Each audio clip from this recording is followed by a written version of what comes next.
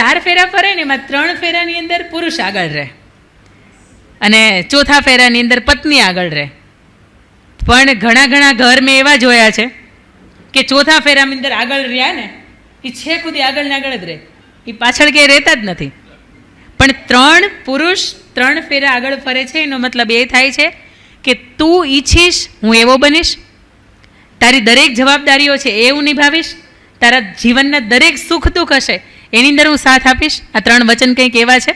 અને ચોથાની અંદર જ્યારે પત્ની આગળ આવે છે ત્યારે એવું કહે છે કે તમને કદાચ પ્રાણ લેવા માટે યમરાજ પણ આવે તો પહેલાં આડી હું ઊભી છું અને પછી તમને એને સ્પર્શ કરવો જોઈએ. એટલે દુનિયાની વિકટમાં વિકટ સ્થિતિ કેમ ન આવે, પણ હું તમારી સામે રહીશ, હું તમારી સાથે રહીશ ને હું તમારી આગળ રહીશ.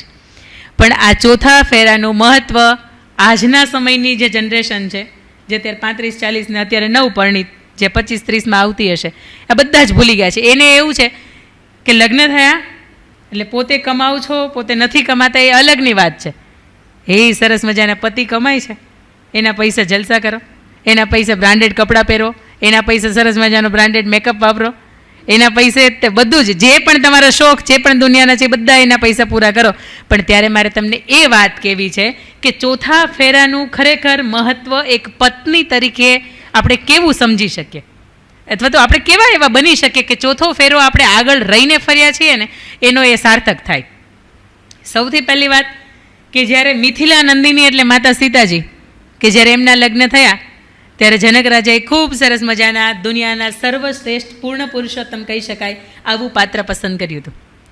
સારું સમૃદ્ધ પરિવાર, અયોધ્યા, સુખી, કે જ્યાં એક ફૂલડું ખીલે ને તો હજારો મધમાખીઓને આવવાનું મન થાય, આટલું સુખી, આવું પસંદ કર્યું હતું. છતાંય કાળક્રમે વિધિની વક્રતાએ એમના જીવનની અંદર વનવાસ આવ્યો.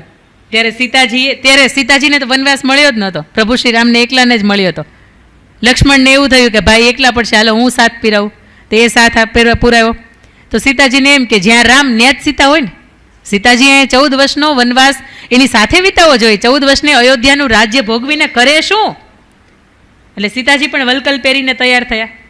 અને સીતાજી જ્યારે વલકલ પહેરીને તૈયાર થયા ત્યારે પ્રભુ શ્રી રામે કીધું હતું કે સીતાજી દેવી, આપણે કોઈના લગ્નમાં કે રિસેપ્શનમાં કે એમાં ક્યાંય જતા નથી, આપણી હળવી ભાષામાં હું વાત કરું છું. સીતાજી કે તમે સાથે છો ને? પ્રભુ શ્રી રામ કહે છે હા. તો કે તમે સમજો ત્યાં તમારી આસપાસ 15-17 નોકર ચાકર કે તમારી કેશ ગૂંથી દે કે તમને 56 ભોગ પીરસે એવું કોઈ નહીં હોય, તમારે બધું જાતે કરવું પડશે. તો કે તમે સાથે છો ને? પ્રભુ શ્રી રામ કહે છે હા. તો કે દેવી તમે સમજો ત્યાં પાણી પણ જાતે લાવવું પડે, રસોઈ પણ જાતે બનાવવી પડે અને હજારો કરોડો જે